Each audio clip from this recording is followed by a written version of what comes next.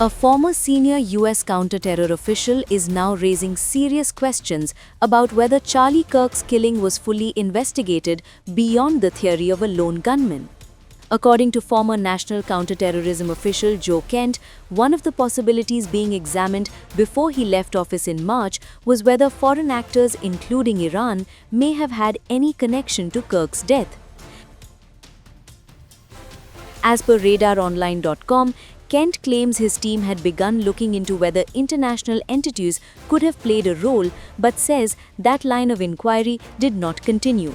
He alleges the investigation was stopped before those questions could be pursued further. Kirk, a prominent conservative voice and outspoken supporter of Israel, was shot and killed publicly at Utah Valley University on September 10.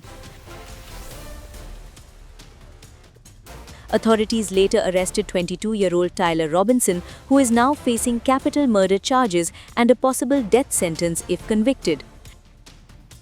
But Kent says one major concern remains unresolved: whether Robinson truly acted alone. He explained that while investigators were told Robinson was the sole gunman, his own counter-terror team was never allowed to fully continue examining whether larger connections existed. Kent said, quote, "Charlie Kirk was killed publicly in a very horrific way, and we are not really even allowed to look into that at all." He added that Robinson may still be a lone gunman, but stressed that investigators should have been allowed to rule out every possibility before closing off broader theories.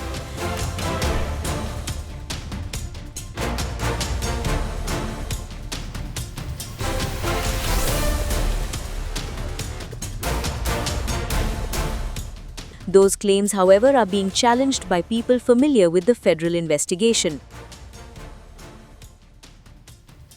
A Radar Online source linked to the FBI probe says Kent repeatedly suggested during early meetings that Iran may have been behind Kirk's death.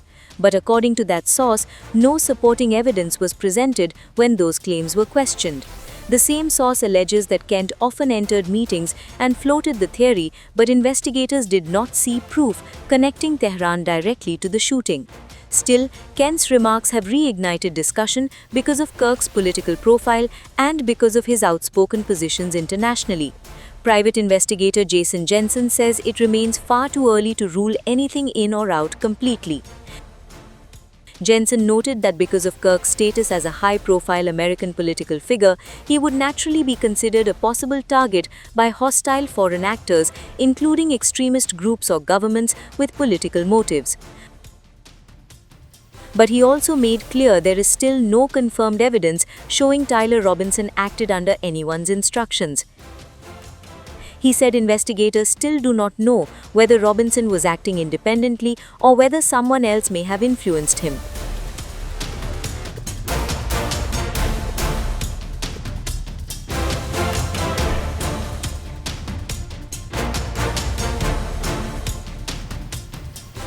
At the same time, the legal case itself has taken another turn because of new forensic questions. Defense attorneys for Robinson have filed court documents saying the Bureau of Alcohol, Tobacco, Firearms and Explosives was unable to conclusively match the bullet recovered during autopsy to the rifle prosecutors say was used in the shooting. That means one key forensic link in the case is now under renewed examination. The defense argues this firearm analysis could become exculpatory evidence, in other words, evidence that may help Robinson's case. Lawyers also revealed that the Federal Bureau of Investigation is currently conducting a second bullet comparison and lead analysis, but neither process has been completed yet.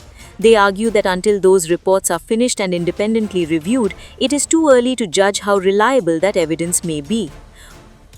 Former FBI agent Jennifer Coffin-Daffer says the public should be careful not to misunderstand what this means. She explained that the bullet recovered from Kirk's body was badly damaged after impact and fragmented during the shooting.